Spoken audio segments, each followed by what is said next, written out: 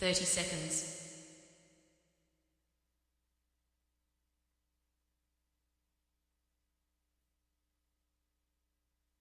20 seconds.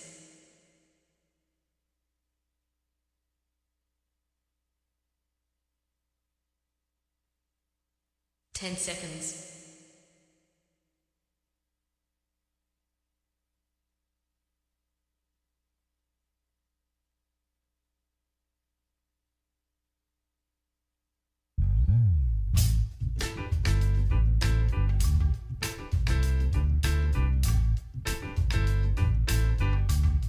'Hi, My name's J.C. McCauley. I'm Nyesha McCauley, and you're watching AccessTV.org.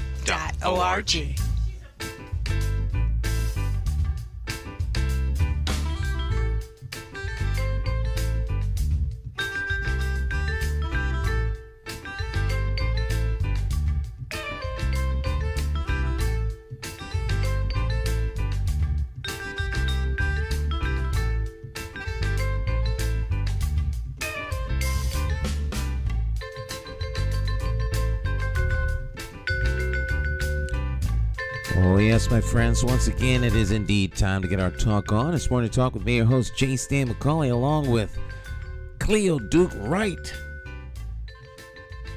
in the house. Good morning there, Miss Cleo. How are you? Good morning, Stan. How you doing? I'm doing very, very good. Good. How are you? You doing good? You had a good weekend? Well, I had a rough one, but we got through it.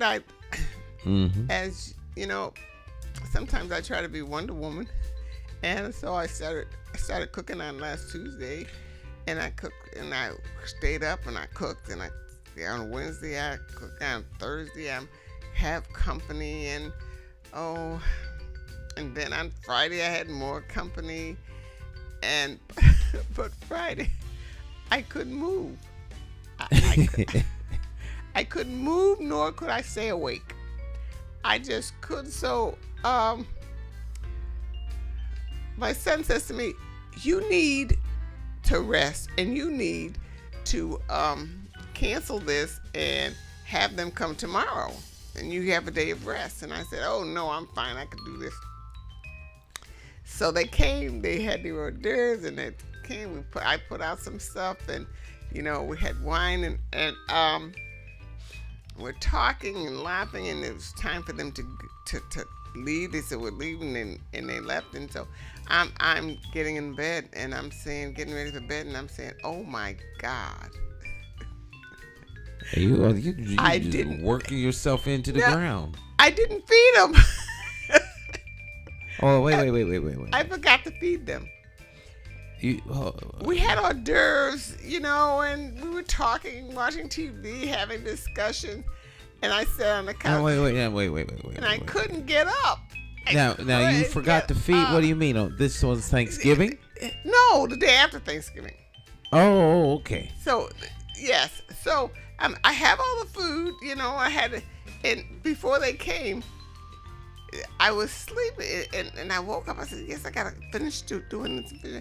And my son says, it's almost 4 o'clock.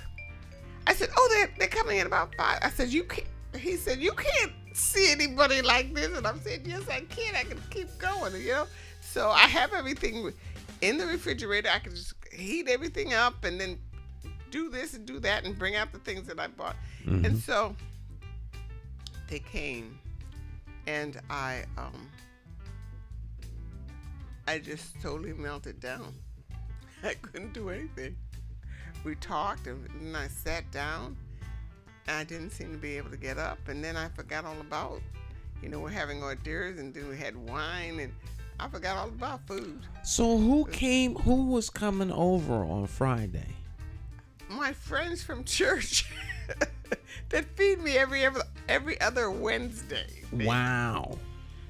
Every other Wednesday, these people feed. I go over their house for dinner, and I felt so terrible. I said, oh my God. My son said, I told you to cancel that thing. I don't know how anyone would forget to feed anyone, but I just And she So you started cooking for the week on Tuesday, yes, and you made all kinds of food. You Yes. served food on Thursday. yes, Then Friday, you were having close friends from church over, yes. whose house you go over every other week or once a month. Every other week. Every other week, and they all get together, and everyone is served and has a great time. And this was, you invited them to come over to your place Yes, on the Friday after Thanksgiving. yes. And about an hour before their arrival, you crashed. You just couldn't. You couldn't. Crashed. Totally You're crashed. done. Were you awake in their presence, or you just was? I was awake. Okay, I so was you weren't like laid up, out while they were No, there. no. But you, and so you didn't offer them any food? Well, they had the hors d'oeuvres and the pie that they brought, and they had, she loves popcorn. We had potato chips, and there was things to eat there, but the meal wasn't there. Ew. And I had a meal prepared, Wow. And so I just sat there, and they never said anything. So I the next day I apologized. I said, "Oh my God, I'm so sorry that I didn't do that." But he said, as we're walking out of your house, Cleo, I said to my wife, "Were you expecting something to come out of the oven?" She said, "Yeah," because they got there at 5 o'clock. 4:30, 5 o'clock. She says yes, and she said they got into the car and they just started laughing because they've known Cleo for over 50 years, over 60, over 70, yeah, a long time. So these are friends, These are friends from childhood, childhood friends. Yes. So, I wish I had said Cleo, but she said, "Cleo, I looked at you. You were so tired. I didn't say anything." Aww. Well, those are real friends. They know you. They know me. So this Wednesday, I'm bringing food to their house to feed them dinner. I am not cooking because I'm cooked out. Cooked out. I'm cooked out. You know where I'm going? I'm going to Lily's, and I'm gonna order. Oh, I got you. So you can go to Lily's, get the stuff, and take it over there. Take it. So you're not cooking nothing. I'm just cooking the I'm cooking two things. I'm cooking the macaroni and cheese, Okay.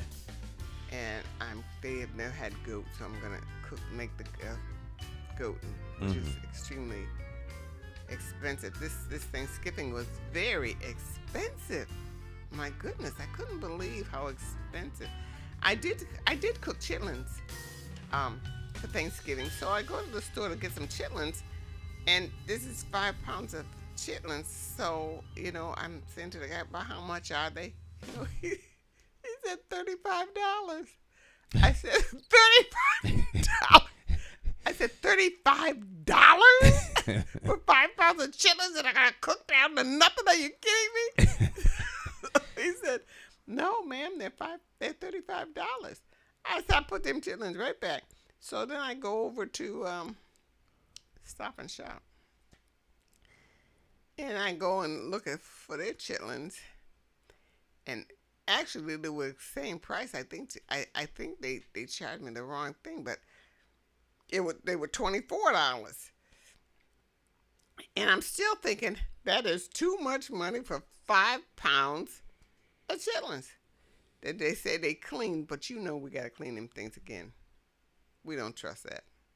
So after you clean them again, you got even less chitlins. So I said, "Oh my God." But my husband wouldn't have cared what they cost. He said he wanted chitlins for Thanksgiving. So I got them. And the goat was just as expensive, same price. The goat was very expensive too, but not quite as expensive as. So those two things were very expensive. Plus we had the turkey, and I just cooked my little heart off. And spent so much money, but I decided that will never happen again. I will never cook that much again. I will never get that tired again.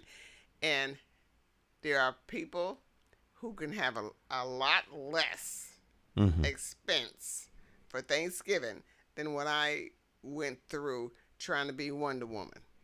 Well, You know, I'll never do that again. Absolutely never. did all of the food get eaten? I mean, like there wasn't like leftover food or anything. Oh, all the food got eaten. Okay. Practically the first day. The second day there was some left over, and I think they finished up the macaroni and cheese yesterday because I made An a eat big thing fest. of it. Yeah, it was all eaten. And you did all the hard work. And It was consumed. I was consumed, trying to be consumed, you know, and probably didn't enjoy it as much as everybody else enjoyed it because I was so tired. Plus, I was working. I worked during those days, you know, and I got sick. I got sick and couldn't. Yeah, you can only do so much. And I worked Cleo. through I mean, at being some sick. point, you're gonna just shut down. You're gonna sit down. You won't be able to get up. You just But shut that's down. what happened. I sat out and I could not get up. Exhausted. Could not get up. It was. I had never felt that way ever before. Mm-hmm. That tired because I was sick anyway. You know, I had to stay out of work because I couldn't go near them being sick. Mm-hmm. You know, so I was fighting that too and working too. So. Well, you seem to be in good health now. Oh yes, I haven't done anything in that house. I feel a little rested, so I can go do some things. But I said, I'm sorry, I can't. So I cleaned up the kitchen about 3 times, and then I didn't clean it again. Mm-hmm. I said, I've had enough. So that was my. So do you get any help in the cleanup? Not much help in the cleanup. No. My son did on Thanksgiving, carved the turkey, cleared the dishes, and was a host. Mm-hmm. You know, but no, I don't have that much. My husband tries to do, but he can't do. Mm-hmm. Mm-hmm. So he was trying to do, which was irritating because you're worried about him falling down or hurting himself. You know, and he keeps going and he tries to walk without his walker. And I'm said, oh my God. And, you know, we had his sister over and she's also in a wheelchair. So you got to help her to the kind of, and then, but, you know, the doctor told me something about seniors, elderly people. He said to me, don't change anything. If his room is like, let his room be, don't change anything. Well, it hit me like a ton of bricks because when his sister came over, she looked around and she just didn't say anything. She's pretty ill. She didn't say anything. And then eventually she just started screaming and crying, and we couldn't console her. And she called her sister and she says, nothing's the same. Nothing's the same. Nothing's the same. Oh, then it hit me what the doctor had told me, because she had not been into my apartment for years, and I wasn't at the same place. And So this is her first time at your new place. yes, and the people weren't the same, and nothing was the same. Oh my gosh, was she upset? And she finally went to sleep. We couldn't console her. Wow. I wasn't expecting it. I did not expect that. She was excited to come. She had not been in that building before. Overwhelmed. She was overwhelmed. So I'm telling you, with seniors, you know, I wish her family had told me something. Had but they didn't say anything to me, and she was miserable. And when we got her back to the convalescent home, there were people there she knew. She got in her wheelchair, put her pillow in her wheelchair, and off she went to see, and Familiar talk. faces and places. And places. And I said to myself, I felt terrible. I said to myself, she would have been better off, even though the family didn't come and get her. She would have been better off being with these people. Like if you all had just gone to visit her. Yes. In her familiar space with the people that she. Absolutely. With the plate and everything, and she would have been fine, and she would have been talking and doing what she does, and so that was another lesson. So Thanksgiving was rough. Mm-hmm. Was rough, but it was some learning. There. That's very interesting. That's very, very interesting. Causes one to think. Is it? Did she want to come over, or was she kind of like, you gotta come, everyone, No, the pressure wasn't put on her. She was complaining that she was, this would have been her first Thanksgiving here, and she was complaining that she had to stay there for Thanksgiving. And so I said, well, why don't you come over and have Thanksgiving with us? And so she was very happy about that. And she called me to pick her up and everything. She was excited when we picked her up and we left. She was excited until we opened the door to the unit, and she just sat there and looked. And oh my goodness, she wasn't with the people that, there was nobody there. I didn't count. Right. There was, and she lambasted Willie.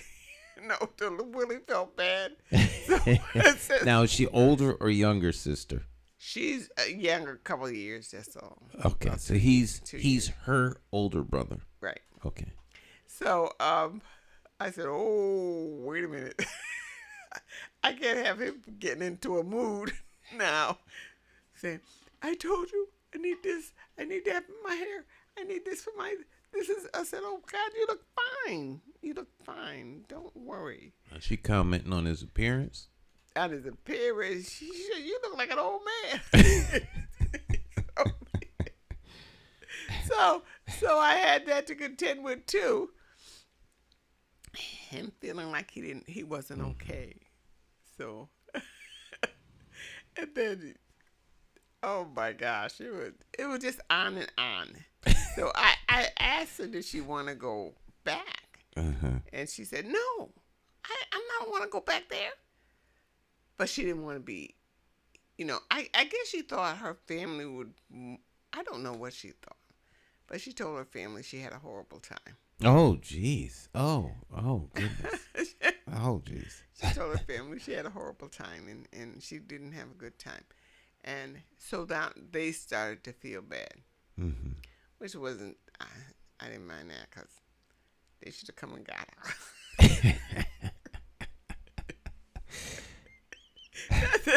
you know her better than me. So, yeah, so I guess it got her brother. I guess her brother's coming up to see her, and because they're all around here. They're not like in different Florida states. or California, or Idaho yeah. or someplace. They all live in Hartford area. Yeah, they all in the greater Hartford area. Okay. So I am. Sometimes family that lives close is the family that never sees each other. Be surprised sometimes. But they spent every Thanksgiving together. Every Christmas and every Thanksgiving, they went over their mother's house. They spent, and that's another thing that happens when the senior people die. Then that's when you know whether you're a really close family. and not just going to someone's house, your mother's house, because you're actually not going to see your brothers and sisters. Real, I mean, you have fun with them, but you're really going for your parents. Right, to see mom. To be mom and dad. But what happens when mom and dad is not there? Are you still a family? Are you still gathering together? Are you still doing the same things that you did before? Well, we didn't in our family. When my grandmother died, that's when I realized we weren't a close family, is when my grandmother died. So the parents are the glue, and everyone's coming to. So it doesn't that's have very to be the interesting. parents. It could be an aunt. It could be that person. Oh, okay. That person in that family. Mm-hmm. That people just, it could be an aunt. If my aunt was living and my parents were gone, we would all be with her. So it's Are they the one that pulls is that one family member or two family members that pull everybody together, Yes. do all the coordinating and all of the planning, but once they're gone. Right, when they're gone. I noticed the difference when my grandmother was gone, and then my uncle came, and he sort of did it, and my aunt, they kind of did it, but it wasn't like when grandma was there. So that one person, and I realized that, and then when my mother and her brothers and sisters basically were gone, I said to my sister, "Oh goodness, Ines, I don't think we could do what they did." Mm-hmm. You realize what they did, how they kept everything together, and now you're the oldest. Now what are you gonna do? Mm-hmm. So it's really we have a cousin that sometimes gets things together, but it's still not the same. Still not the same. And a lot of families are like that. You think you're close until someone dies and you realize you're not. So what defines close? How do you define close? I mean, do some people know they're not close, but I didn't know it. I was crazy about my uncles and my aunts, and when they passed, there was nothing there, really, not a lot there. I guess those people you depend on emotionally. I think, it's not monetary. It's those people that you think about when you're in trouble, or you just go over their house because there's nothing to do, and there's nothing to keep you from going over their house. You don't have to call them. You just go, and you're always welcome in the door, so that kind of a thing. Or you go there and you're kind of down, so someone fixes you dinner, or you fix dinner together. Or my mother she slept all the time. That's how she lived her life. And if you were down, she'd say, "Oh, don't worry about it. It'll be all right. Come lay with me." And she'd pick up her hands, and you get under the covers, and then she'd put her arm around you, and you would both go to sleep. And maybe you would talk a little while, and you would go to sleep, and you got up, and you felt better, and you went on your way. And, mom gave you a little kiss, and she put her arm around you, and she'd go to sleep. It'll be better. And so that's what you did, But you got up. She didn't get up. She slept. But that kind of thing, or going and asking questions. You can ask them any question. You can ask any kind of, you're wondering about something. You wouldn't ask anybody else, but you would ask them. And they could tell you stuff that nobody else would dare to tell you. So that person, and you can get mad at them, and they can get mad at you, and then at the end of this maybe screaming match, or just pouting match, because I didn't scream at them, pouting matches, you know, you go out for lunch or, Mm-hmm. you know, something like that. Nothing ever ended. There was nothing in the relationship that ever ended anything. Your relationship would never end. Mm-hmm. Mm-hmm. It just goes on and on and on, and that's just the way it is. Some people have friends like that. It's just on and on and on and on and on. You know, and so that's what I call close. I don't know. I wonder if close and tight knit are the same thing. You know, I think tight knit, like, you know, you have family. Some families are very tight knit. They may not be all chummy and communicate with one another all the time, but they're real tight knit. Yeah. I don't know if that's a good analogy, if I'm explaining that the right way. Well, when something happens, everybody comes. Mm-hmm. So that happens in my family. When something happens to anybody, everybody comes. Mm-hmm. But we're not in each other's life. Mm-hmm. Like I would like, but if you're in trouble, they come. We have a cousin who we just found out that he may not belong here. Our youngest first cousin, which is only in his 40s. Mm-hmm. And so the word went out, so everyone's gathering, you know, to be with him, because that's what his wishes are, Mm-hmm. for all of us to be with him. He's a very creative person, a poet, a writer, you know, and he went through several surgeries, but they didn't turn out well at the end. We thought they would, then they didn't, and insurance company refused to have the second surgery. That's really, you know, no, we're not gonna have it. You can't have that surgery. So anyway, that's actually quite a shame if you stop thinking about it. You know. yes. Yeah, we're not gonna pay for the second surgery, but he needs it's life extending. Yeah, we don't want to Well, spend most the people money. don't survive anyway, so what the heck? You know, insurance companies. So anyway, it's a business. If he had the money, he could do it. It's a business. There's something just inherently wrong with that. Well, I think it's Seems. wrong that businesses are in the medical field, period. Yeah. I don't It think shouldn't be about the money. It should be about quality of life saving, not not profit. right. Corporations, there are some corporations, I don't think corporations should be in the medical field. I just don't think so. I think they're in the business of making money, and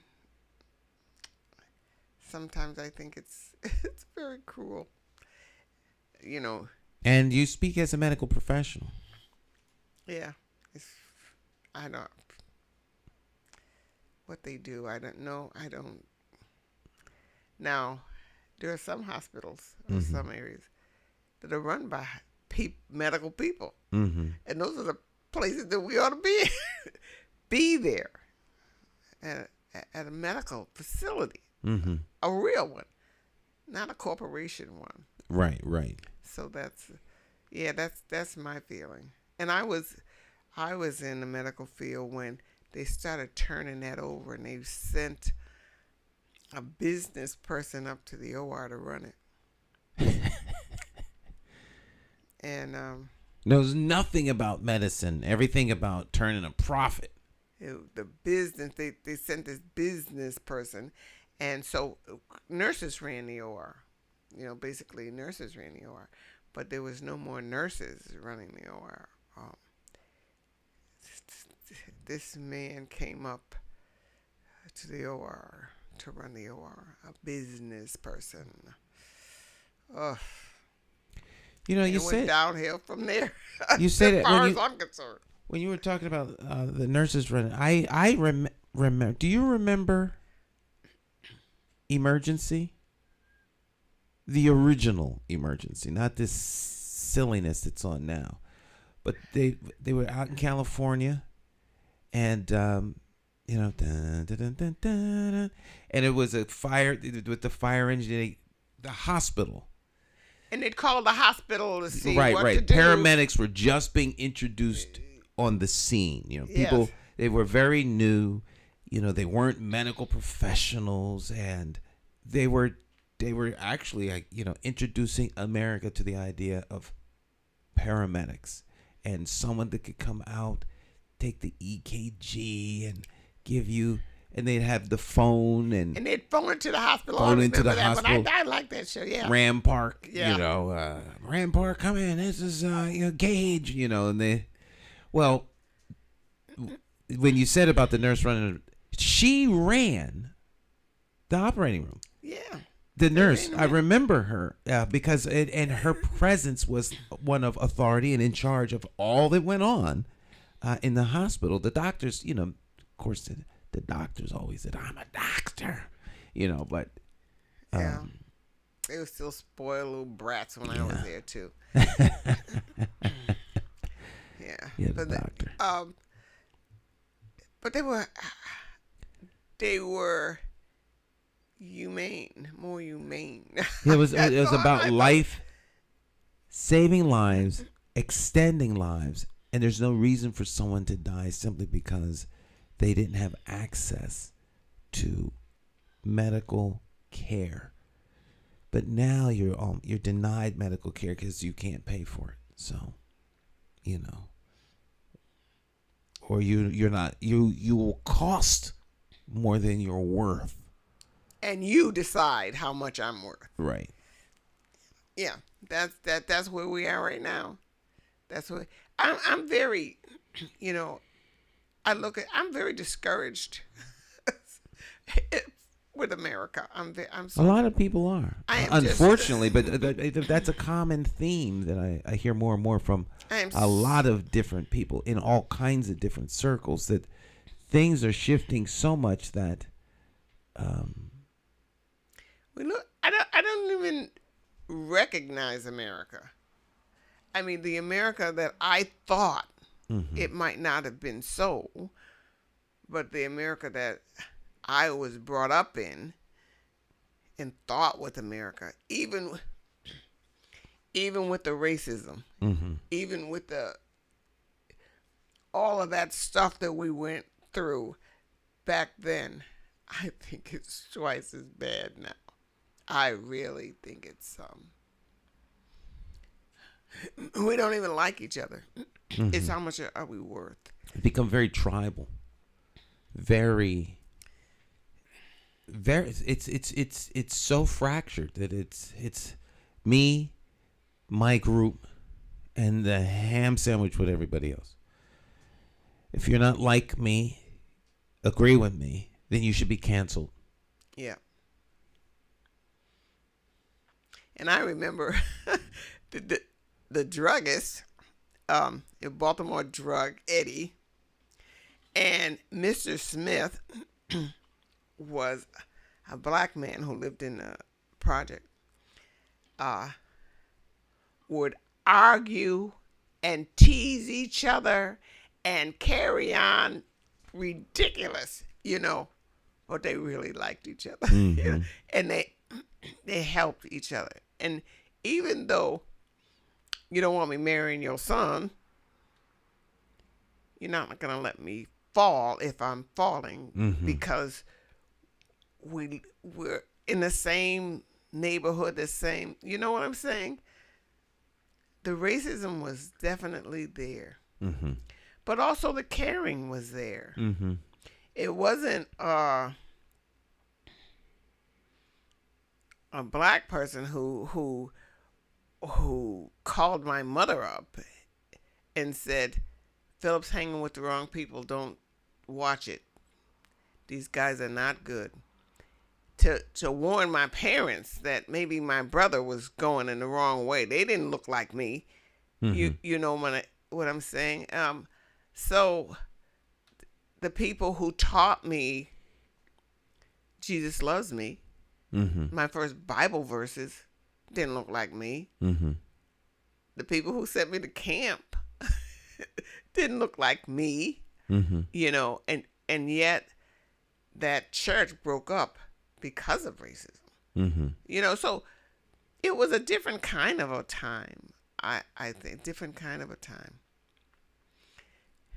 And Mrs. So-and-so would talk to Mrs. So-and-so, even though they didn't like them, but our children were friends. Mm-hmm. And so we spoke to each other and we helped each other, you know, even though we didn't have the same thought.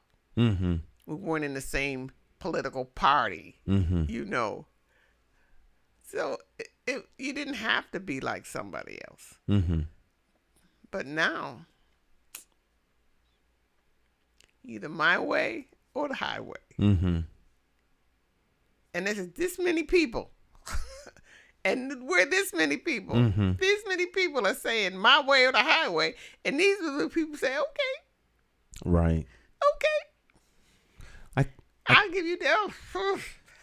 I call it the tyranny of the super hyper minority. You know, it's one thing to be oppressed by a grand number, but the oppression is coming from an almost insignificant number. Yes, yes. And I don't know. And we can just stand up and say, cut it out. And Right. not do this. We don't have to take it. It's like letting children run your house. Yeah, we're children. We're, you know, and listening to all this ridiculous stuff.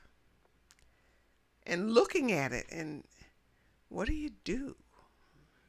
Looking at this stuff and saying, what do you do? Well, you know, pendulums swing back and forth.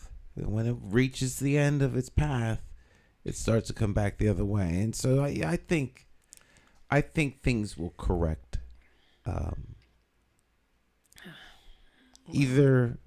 Eventually or in short order. I think things will correct. I think every generation sees things emerge, and you know. But this, I mean, you can go back in history, and I can't see where it's this. But it was a civil war.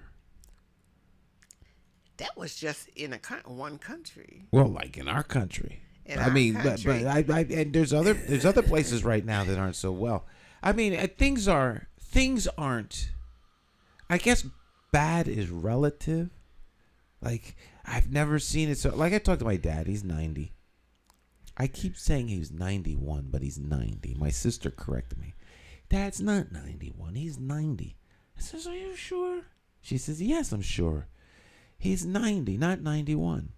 Oh, okay. Well, he's not as old as I thought. It's like 1 year, right? He still drives a school bus. He drives a school bus every day with children on it. He passes the little stress test. And, you know, because he lives in Pennsylvania, so there's a whole series of tests you have to take in order to drive the bus. He's the longest guy on the job. And they love him. The parents love him. The kids love him. They call him Mr. James. And he still drives a school bus. He loves it. You'd think he was a lot younger than 90. He drives his car, drives a school bus, and I'm thinking, when I'm 90, I won't be driving any. Of course. When I'm 90, we won't even have gas cars, probably. You never know. You know, when in 2035, this is my mechanic just told me. Well, the governor, you're talking about, you know, they're going to outlaw all gasoline cars by. Apparently, the governor's pulled that back. He's going to have a press conference today. If you're watching this on what's today's date, the 28th. If you're watching this on the 28th at 1 o'clock this afternoon, the governor's going to have a press conference on how he's withdrawing his proposal. And what reason is he? Well, here we're going to find out at 1 o'clock. But the obvious one would be there's no way to charge and power these vehicles because the infrastructure isn't there. It took tens of decades to get it where you can just drive anywhere and get gasoline. It's not like all of a sudden there were gas stations everywhere. Roads didn't even exist. The roads were dirt roads.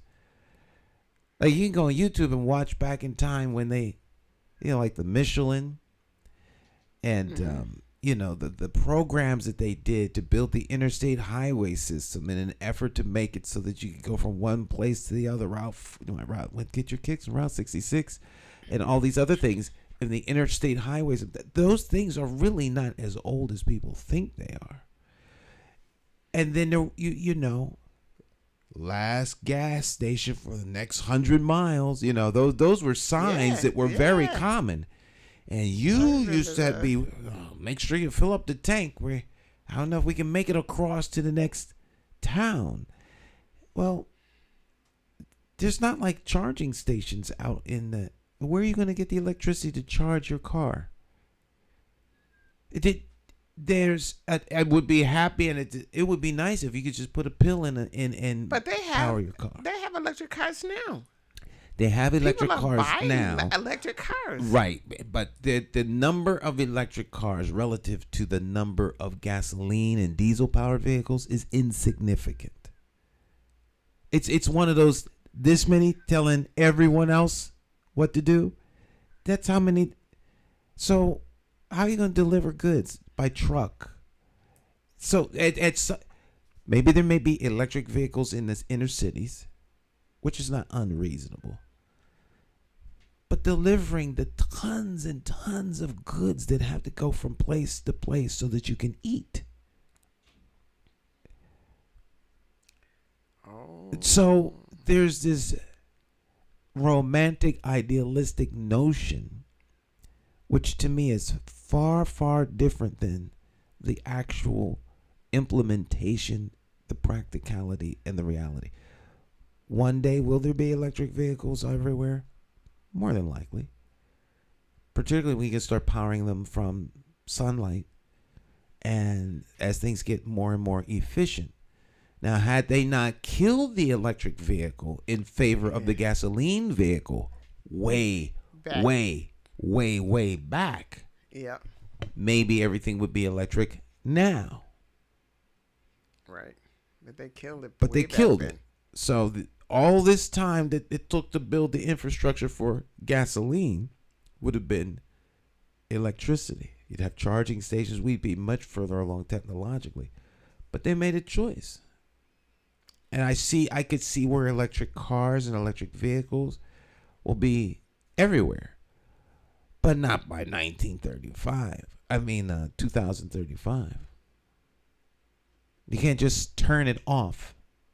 So let it have its natural evolution. Let it evolve naturally. That's what I would say. Why did you think? I know what I have my thoughts, but that the electric car did not go far then. I know that I read something years ago, something about Ford killed the electric car. Greed of the petroleum industry. Greed. They won that little. They won. They won that battle. So it's greed. Greed. So the minute you make electricity more profitable than oil, it'll switch in a heartbeat. And as things become more and more efficient, you could get you an electrical power supply that you could plug into your car, and that thing will go for 500 miles. And you could take it out, put a new one in, like you do batteries for your phone or your other devices. Oh. Then it'll switch up. When you can carry when you can make changes to the power source. You could plug it in as opposed to having to charge it overnight. A way that you can swap out the power supply and put one in, then it'll be. Then you have your electric. You could then I think you get any vehicle electrified. Take out that old gas engine and put the new electric power plant in it. You can, keep your car, put the new electric power plant in it. That may be a little bit more palatable to people. But right now, folks are not. They feel comfortable. Can I drive from here to California without having to plan my trip and worry about where the electric power stations are? And, can I don't know. Let me plot the path. I can't just go any old where because I don't know if I can get my car charged. These are some of the things you think about when you have a diesel vehicle, let alone an electric vehicle or natural gas. Like, you just can't get natural gas for your car anywhere. Right. Well, maybe it's not going to happen then. We'll find out because he withdrew. Is he the only governor that gave a time limit? California, I think, has decided to do this as well. I think we were kind of tagging along with the California decisions, but it's not even going to be practical in California. I think it would be worse in California. There's a lot of people in California. A lot of people, and they drive everywhere. Yeah, unless they're trying to control your ability to move about, which, depending upon what conspiracy theory you listen to, that's what they may be trying to do. I don't know. As long as they get my food on time. As long as the food comes in. As long as the food comes. What do you mean there's no food in the supermarket? Because everybody's just 1 week away from starving. The president says it's getting better. He says we're going to, between country, the food's coming in, the trucks are moving, and it's getting better. All right, well, you keep the trucks moving, and that's fine. But it says, $35 for pig guts. I don't know. Hey, man, that there is expensive. That really is, isn't it? Is that more expensive than steak? I'm just trying to figure out. It's like $7 a pound, I think. Yeah, $7. $7 a pound. They say $6.99, but that's $7. Yep, $7 a pound. $7 a pound. That's expensive. For something they used to give away. My father used to tell me stories. They used to give it to him at the slaughterhouse. Just throw it out to him. Wow. Well, Miss Cleo, our hour is up. Okay, all right. Get ready, and Jonathan will be in here take us to 10:30, and then at 11 o'clock he's got a special guest coming in, big time music star. Big time music star. Yeah, for his All About You biographical program. All about, okay. Yeah, record producer, radio guy. Yeah, reggae. So that should be interesting. Yeah. All right, Miss Cleo. Right. Any big plans for the week?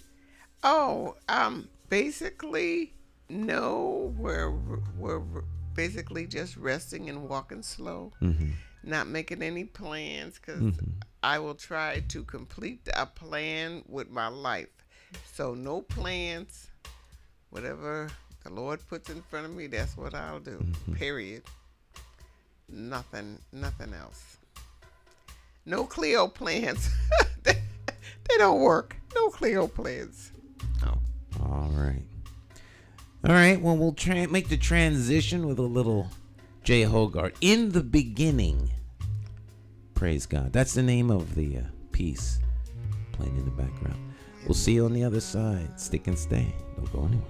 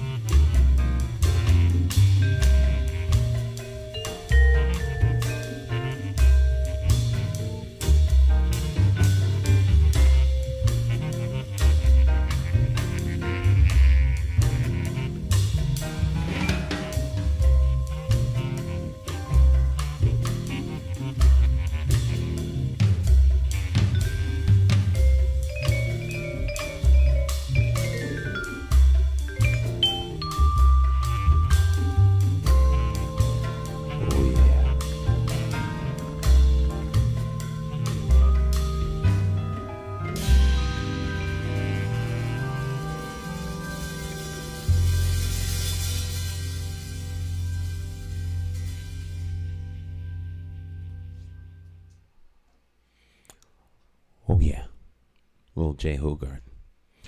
Welcome back. Joining us now, Jonathan Small in the house. Taking us to the bottom of the hour. Mm-hmm. How was your week? Well, this week was Thanksgiving, wasn't it? Last week. Last week was, I'm all confused. So last week was Thanksgiving. Yeah. So the week since you've been here, yeah. The week has been pretty normal. Nothing spectacular. Just kind of steady flow. Did a little. Well, actually, I did that Black Friday. That's why I'm thinking that this was. No, but Thanksgiving was this past week was Thanksgiving. Last week, okay, but yeah, that was just Thursday. Yeah. That's just why Thursday. It's only Tuesday. It seems like But boy, that Black Friday was just packed. So what did you do? Go to the mall? I went to the mall. I wanted to go to the mall. I really, really did. But I didn't. Oh, you missed It's been a out. blur. I mean, I'm not so much for the sale. I like to be around the people. Yeah, I'm going for the sale. I don't want to be around a lot of people, but it was okay. But I like to get a great deal. Oh, you looking for the deal? And I got a deal. And the thing about it is I got there early, and then something came up. I had to go back to my car and go someplace else. And I came back about no more than an hour later, and then it got more packed. I mean, when I got there, it wasn't really that busy when I got there. I don't know how things picked up within 1 hour from when I left. And I just... People all decided they heard you were at the mall and went there. Exactly. And, trying to get the deals before you got them. Right. And just fortunate, man, because them deals, they go by quickly, too. What mall did you go to? West Farms West or Farm Brooklyn? Mall. I go to West Farm Mall West Farm. most of the time. I like West Farm Mall. And, West Farm Mall is usually packed anyway. If you go to West Farm Mall throughout the week, you'll notice it's always busy. See, I haven't been to them. I went to the mall once this year, and that was the first time in maybe 3 or 4 years. I like the idea of going to the mall. It's not that I don't have time. I don't make time to go to the mall. And in terms of deals, there's no deal that you're going to get at the mall that you won't get on Amazon. See, I don't do Amazon shopping. That's the thing about it. I notice everybody orders things through Amazon. Yeah, you can't beat those deals. I've not seen, and no one's. There's nothing at the mall I want or need. Well, actually, where I went to, they didn't have it at the store, so they had to order it. So I was supposed to pick it up. There you go. Next week. But still, I'm going to get what you got to go to the mall to get what you could have ordered on. You'd already have it. Bring it right to your house. That's Amazon, right? The only thing is, I like to try or wear what I'm going to buy. So when I go back to the store, I can still try it on. That's true. And make sure it fits right. Well, I mean, if you're getting a suit or clothes, those are nice to get at them. Other than clothing. But I've been wearing this shirt for like 20 years. Yeah. So, when it comes to fashion, I'm not a big fashion player. I got clothes I haven't even worn. I mean, I'm ashamed to admit it. All right, so you like buying stuff. I don't. I just bought something like 5 or 6 years ago, and something that I just saw that I liked. Thought I was going to be going on vacation or a cruise or something. Never happened. So I just said, why wear your fancy dress-up clothes if you don't really have to, So save them. Save them, yeah. Till they go out of style. Until they go out of style. That's true. But, the thing about... The only thing I'm looking for really is a basketball sneaker, a white pair. I can't find the white pair, a real high-end basketball sneaker. You could say so. Probably one of the basketball players. I'm not gonna get. I'm debating should I get the Air Jordans, but I'm not sure about how the comfort. I don't think Nike Air Jordans are the most comfortable, but I don't know for sure. I only had one pair a long time ago, and I didn't like how it felt. Well, there's a sneaker shop on Pratt Street. Oh, okay. It's I've been led to believe it's a place where you get collectibles. Yeah, I'm looking for a particular brand. So, I saw a pair of sneakers in there. I was ready to get. And the only reason I didn't get them is because it didn't make sense to get them. They're very pricey.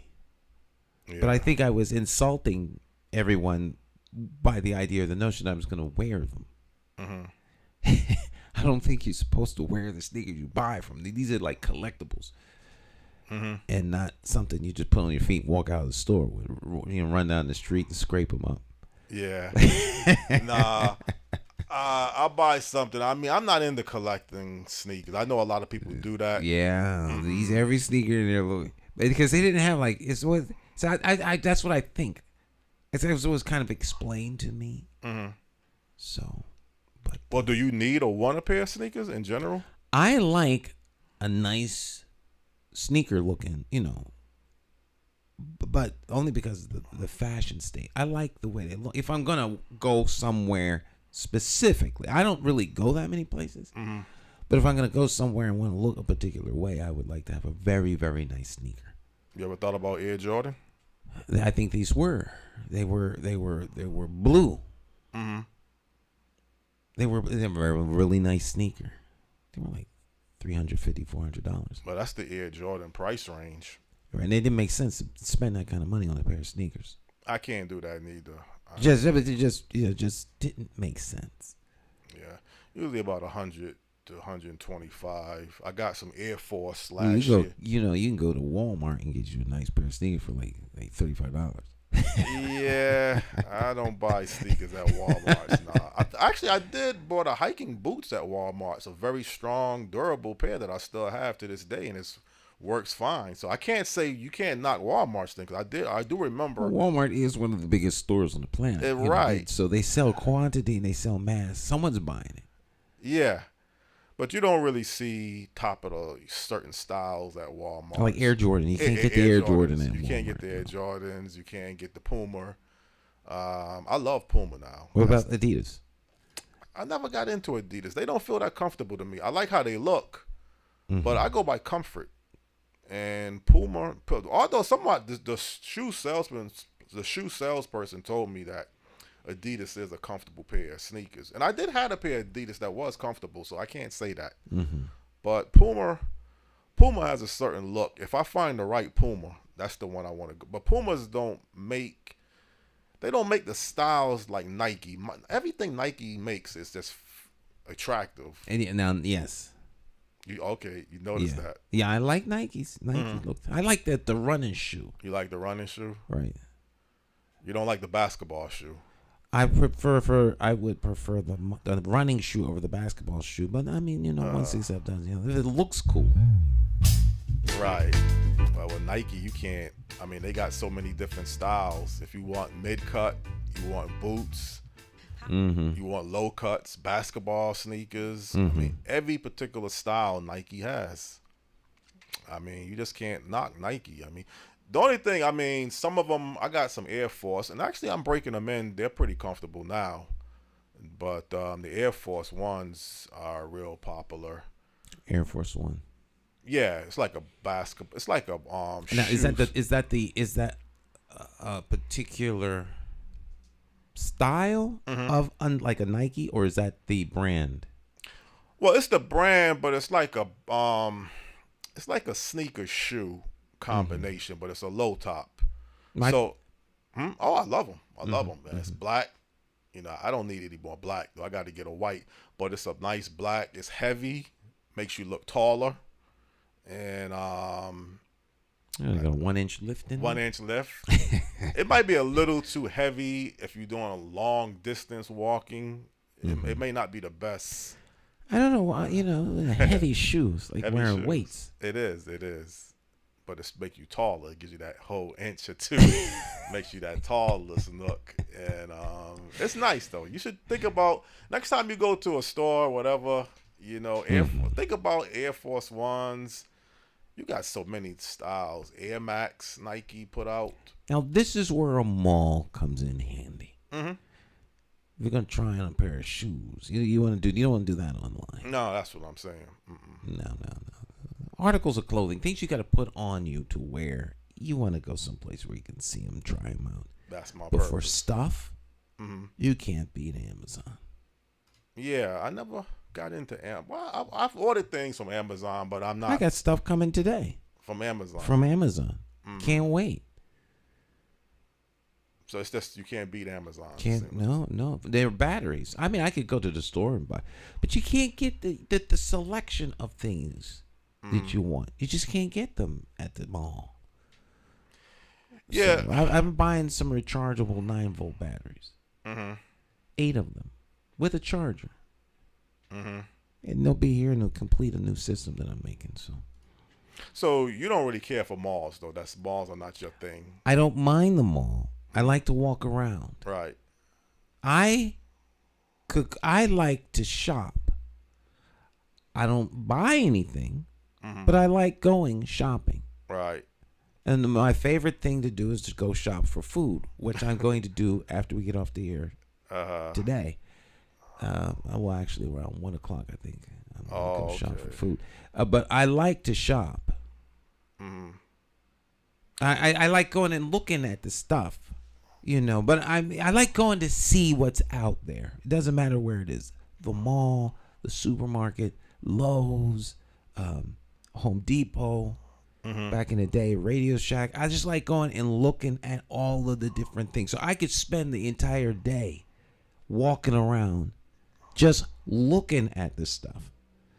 I'm not going to spend any money, but I like looking at this stuff. If I see something I really want or need, I don't mind. Like Ocean State. I go to Ocean State, spend a whole day walking around, looking at everything that's there. Yeah, Ocean and I like State. the people. I like looking and seeing the people. You mean Ocean State, the Ocean State job lots. Job lot? Yeah, I can't get into that store. It's okay if I need something in particular. It's not a store that I like to browse. You know what you need until you go. Until you go, Ocean State job. Right. You don't know what you need. People think they know what they need. They don't.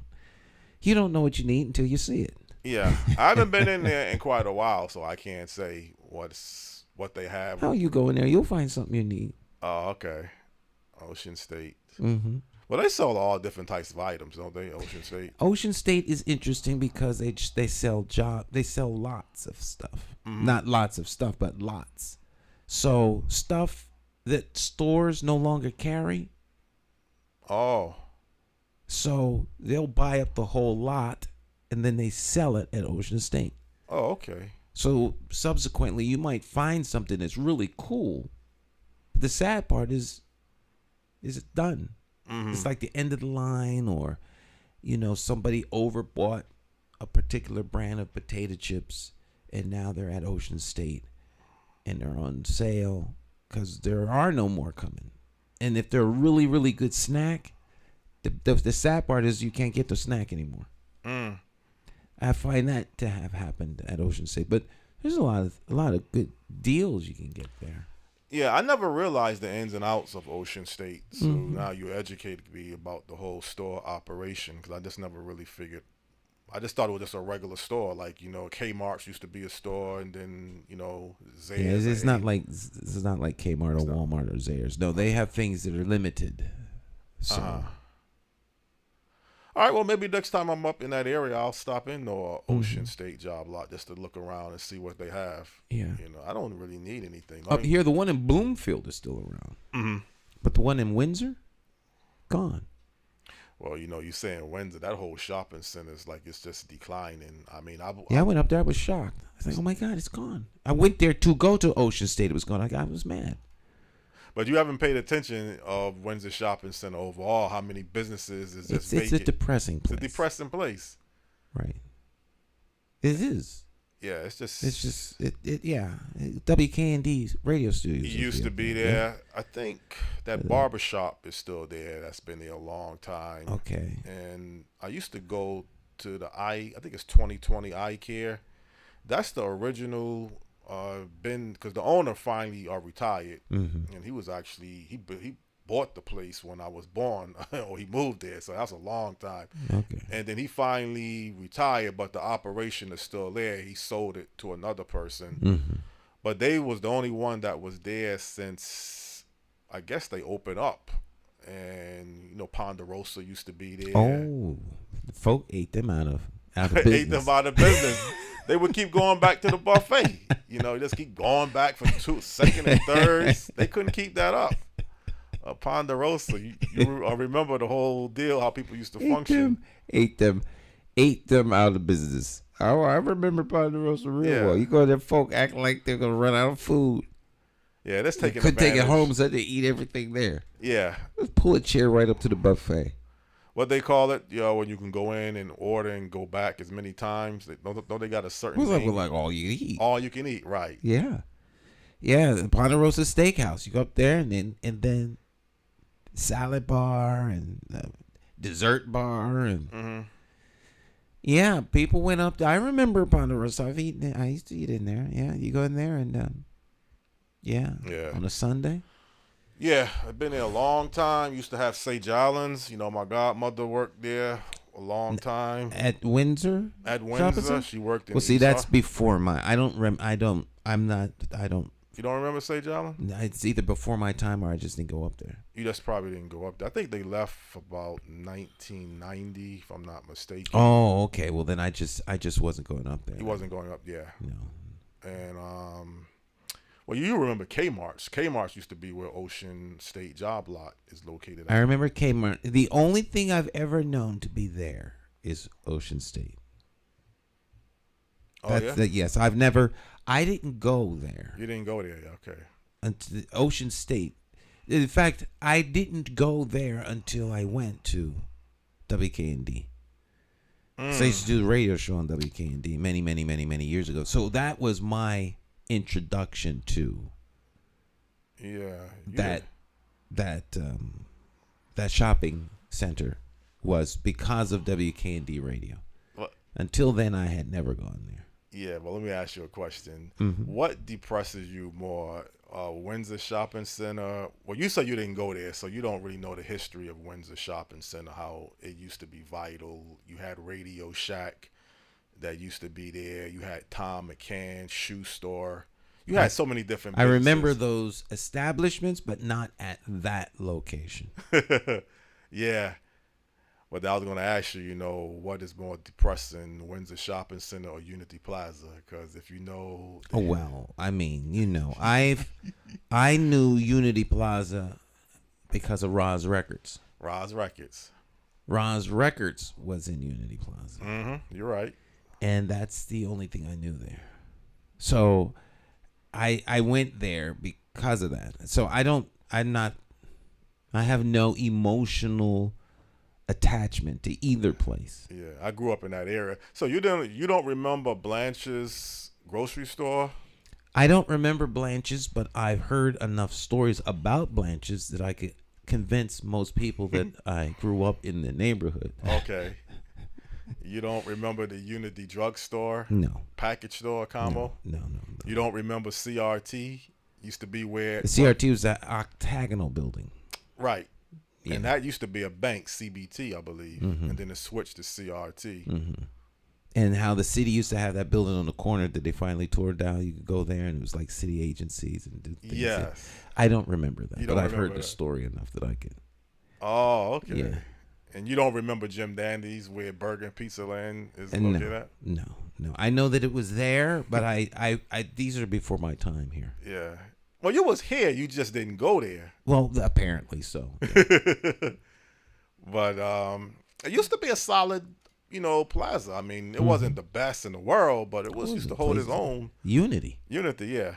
But I don't know, over the decades, it just really went. And I think the last serious conversation you might have had was when you talked to the owner of the laundromat. I think we was together, unless you talked some more business. Well, we must have been together because I don't think it was ever on the air. No, we went there. I don't know if he was campaigning, and one of my failed campaigns for mayor. Yeah, well, you said it. I don't want to say that. I figure I beat you to the punch. I remember back in my fourth run for mayor. What is it? My ninth run. Yeah, he's setting records, Stan. Yeah, no one has the record. You know who's at the record for running for mayor? Mike McGarry, right? No, Michael Downs. Michael Downs got Mike McGarry? Yeah. And I thought Mike McGarry go back to 79. Yeah, but he hasn't run more times. Oh, he hasn't run more times. Yeah, I think Mike go back the furthest. Right, Michael ran this time. Yeah. No one voted for him. Yeah, I don't know why. He didn't even vote for himself. Yeah, well, what's his purpose of running, man? I don't know. Maybe he voted for me. Oh, okay. It's still same outcome. He didn't need to run if he was going to vote for you. Boy, yeah, Michael Downs. Michael Downs always runs. He's a write-in. Yeah, and he still lives around Rosemont Street. Rosemont, still on Rosemont. He's not going to leave that area. No. Michael Downs. No. He bought that house. He was a GI. Yeah, Michael is at every single Board of Education meeting. Mm-hmm. I have never been to a Board of Education meeting that he was not in attendance. I think I could say that with accuracy. He used to be vocal. He used to call WKND some type of subject matter he was always consistent of. I don't know if it was education. Could be education, union. Unions, that's what it was. Yeah. Union or education. Yeah. Yes. He was always vocal. He's still vocal. It's just the outlets may not be available like they once were. Because, but he speaks at every Board of Education meeting. Right. Yeah, so if you watch the Board of Ed, you'll hear Michael. Yeah. Now, do Mike McGarry remind you of Mike Peters, or no? They got different personalities. To me, they do. No, okay. He has a passion and love for Hartford, but that's might be the only similarities that him and Mike Peters. Yeah, they may have their passion for Hartford could be, but they don't. He does not remind me of Mike McGarry. Okay, but that's Mike Peters. Mike Peters, right? No. Mm-mm. Who reminds you of George Atherton? Does anybody? I know he doesn't remind you of George Atherton. No one reminds me of George Atherton other than George Atherton. He was a unique human being. Yes. Yeah. George was a cool dude. At least to me, he was a cool dude. I thought he was a cool dude. From what I heard about George Atherton, he was all over the city. You know, he was a person. He was everywhere. Everywhere. That was a little bit before my time, but that's what I heard about George Atherton. He was all over the city. Yeah. Did you see a documentary about Thurman Milner? There is a documentary about Mayor Milner, produced by. He's gonna kill me because I can't think of his name. But it was an excellent documentary. Yeah. On YouTube. Yeah. I should be in that. I think you would. I think I did see you state a segment. Yeah, just a short segment because I speak about Mayor Milner. John Mason. Okay. John Mason to put that together. Mm-hmm. Yeah, he's done a couple of documentaries about Hartford legends. Thurman is a brilliant speaker. Mm-hmm. In that documentary, he did some type of tests. I think it was at the presidential convention or something. He was on some panel down in Washington, D.C., and he spoke brilliant. He has a tremendous knowledge of many different important city-related issues. That's one thing I don't think Harvard does well, and that's capture the brilliance of its leaders, its ex-leaders. Mm-hmm. Harvard seems to treat its leaders, like utility, like paper towel. It's there when you need it, and then after it's done, you throw it in the trash and move on to the next role. Well, not only just the leaders, but Hartford has this track record of not really promoting people from their city. Absolutely. I don't know. Now, you go to other places, even Buffalo or other cities, they seen some particular music artists or whoever. They are always behind them, supporting them, lifting them up, regardless of what else they're dealing with. But Hartford doesn't seem to have that reputation of just really supporting and promoting its own ground bread. It eats its own. It eats its own, yeah. Mm-hmm. I don't know about Springfield or New Haven, but I know Hartford track record is just not good in that area in particular. And I don't know what it is. It's just been like that for a long time. And then this whole division, people from one part of the city think the other part is so totally different. I mean, I can't figure how people get caught up into that. Well, you from... I don't know. A city's size of... Right. O'Hare International Airport. You said that a million times. But, and then actually you can go online and see some not documentaries, but some type of segments where people talking about the North End and the South End and Clay Hill arson and Upper Albany. You know, it's such a big division how people think one part of the city is so totally far away and different. It works to the advantage of people in power to have a divided city. So where there's division, there obviously where there's division, there's no unity. So Hartford's, there's 17 little neighborhoods. Yeah. A dividing line can literally be the other side of the street. You live on the good side of the street. I mean, that's the most ridiculous thing in the world. Yeah. Oh, you live on the good end of Enfield. Yeah, Enfield looks about the same to me overall. There might be some parts of homes in certain parts that might be a little bit more shabby and a little bit more, drug infested than the other part, but it's still very close in the same street. It ain't that much of a difference, though.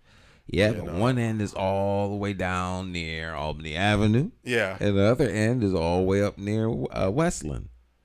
Right. So the Westland end is supposedly better than the Albany Avenue end. It's ridiculous. Yeah, and they've had problems on both sides and both issues, and I don't think the homes are, I don't know, like you say, what causes that mental, that one end is so much better or different. I don't know. I think you could probably get into it. I mean, that would make a good documentary and a good subject to explore, the divisions, the dividing lines, the divisions, and why. Yeah. And what is the long-term devastating effects of such, and the short and long-term benefits of such. Because some of the things that are detrimental to someone is very beneficial to someone. Right. So, the old adage, one man's garbage is another man's treasure. So, when things aren't going well, you have to remember who is giving the report of the problem. Because if you talk to people who are on the other side, things are going real well.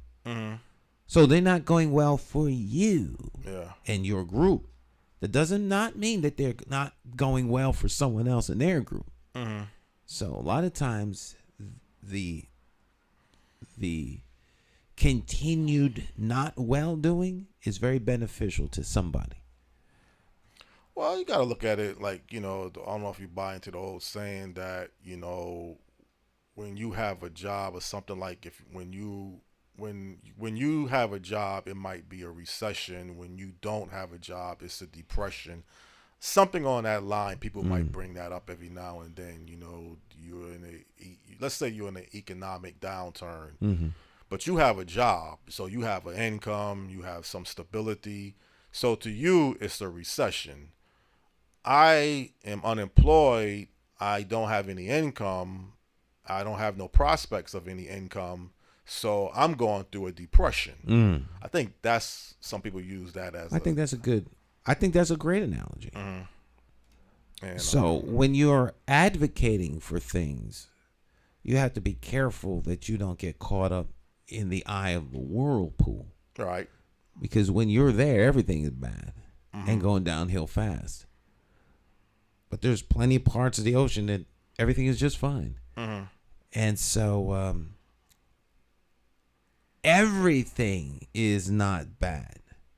This is bad, and how can we fix it? But when you're here and here for a long time, you begin to think everything is bad. Right.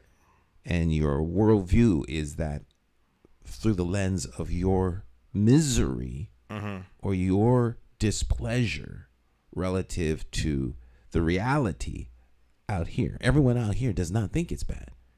And the change you're advocating for is not going to affect them, and they're not listening because they're detached from your misery. Well, you got to look at the blueprint for the city of Hartford. Then let's just say you just ran for mayor. Some people said the city got major problems. It's really lost ground. Some people say it's moving in the right direction. There's many great things. So whether who's right or wrong, I guess it's how. Like, I guess you're right. How you see the picture. Right. It's a matter of perspective. It's a matter of perspective. The fact of the matter is, if you just look at the cold, hard facts, things are not as bad as people think they are. Mm-hmm.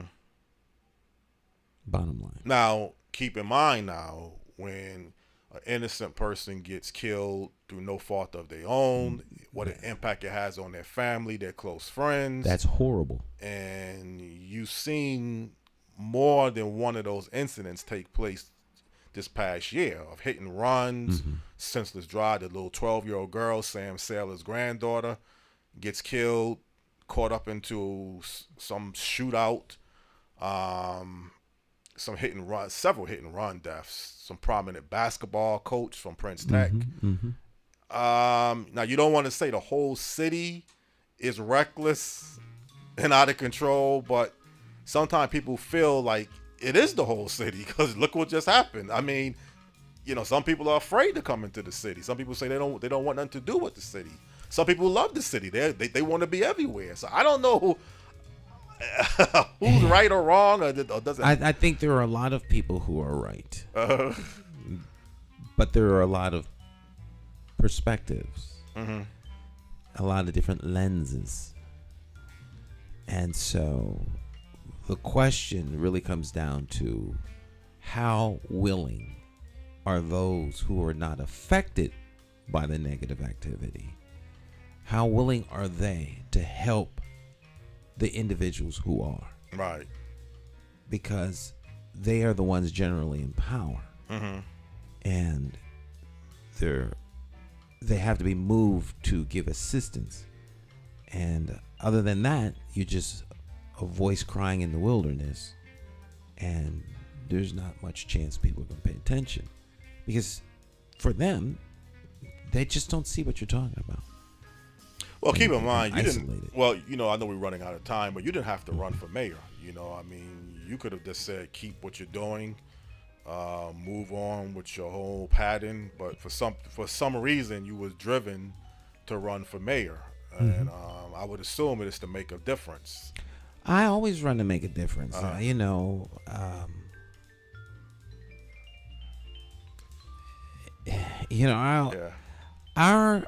Our campaigns have always been designed to be activated by constituency that rises to the challenge.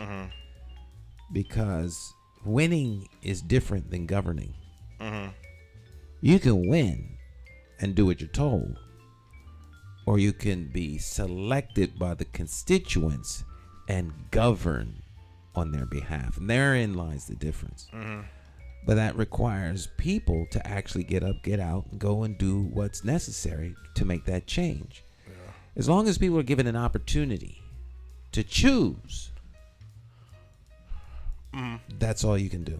You give them that opportunity. If they choose not to engage, then the consent of the governed, right?